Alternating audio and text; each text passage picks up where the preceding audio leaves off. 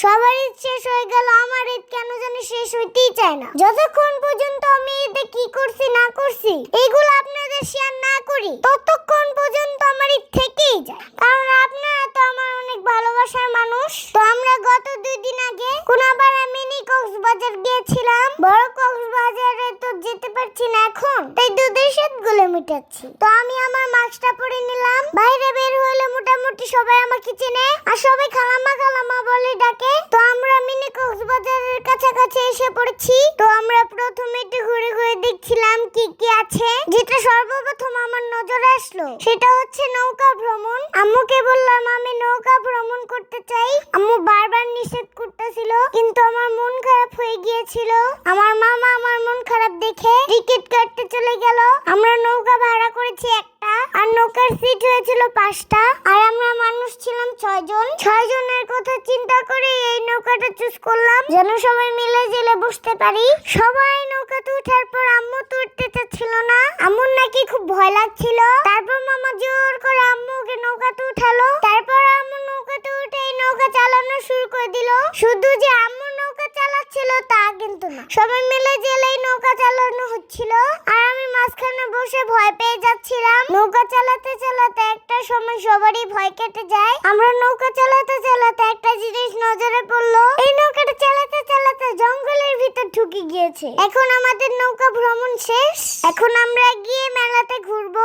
আজ মেলাতে যা যা পছন্দ হবে সব কিনে নিব, আর যেই যেই রাইডে উঠতে ইচ্ছা করবে সবগুলো তুলবো। যা যা খেতে ইচ্ছা করবে সব খাবো। কারণ আমার ইসলামের টাকা দিয়ে এই ঘোরাঘুরি করলাম। আমার এই ঘোড়ার রাইডটা দেখে আমার অনেক উঠতে ইচ্ছা করলো। তারপর আম্মু টিকিট কেটে নিল আর আমাকে ঘোড়াতে উঠিয়ে দিল, আর আমি মনের আনন্দে ঘুরছি।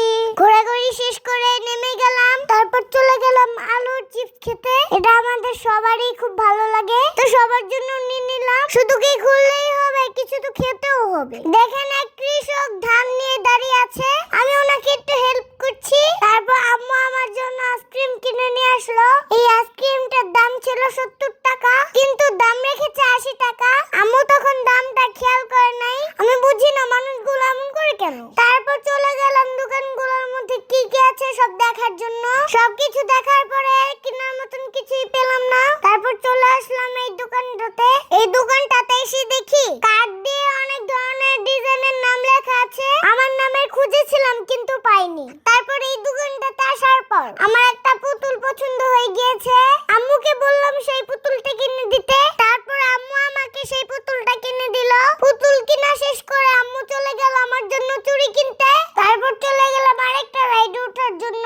আমার এইসব রাইডগুলোতে উঠতে খুবই মজা লাগে, আর আমি খুব এনজয় করি। তারপর চলে গেলাম মিনি কক্সবাজারের আসল জায়গায়। এই জায়গাটার নাম মিনি কক্সবাজার নাম দেওয়া হয়েছে শুধু এইটুকু পানির জন্য। এইটুকু পানির মধ্যে পোলাপেন কিভাবে গোসল করছে দেখেন। আমরা এখান থেকে যখন চলে আসছিলাম তখন আমার একটা বিগ ফ্যান আমার ছবি তুললো, আর ওনাকে দেখে আমি কি বলবো আমি ভাষায় খুঁজেই পাচ্ছিলাম না। আপনারা একটু কমেন্টের মাধ্যমে বানান তো। তারপর ঘুরতে ঘুরতে ক্লান্ত হয়ে গেলাম। আমি একটা জুস কিনে নিল, জুসটা খেয়ে মজাই পেয়েছিলাম। তারপর আমি আমার জন্য একটা কিনে নিলাম। ওইটা খাওয়ার পরে বুঝতে পারলাম আমার টাকাটা এরপরে জ্বলে গেল। তারপর আমরা ফুচকা চটপটি খেলাম। তাই বান্টি এই চুড়িগুলো কিনলো, চুড়িগুলো খুব ভালোই ছিল। তারপর সবাই মিলে মোটকা চা খাবে। আমাকেও খেতে বলছিল, কিন্তু আমি খাবো না। আমি খাচ্ছিলাম লেবুর শরবত, কারণ আমার খুব পানি পিপাসা ধরেছিল।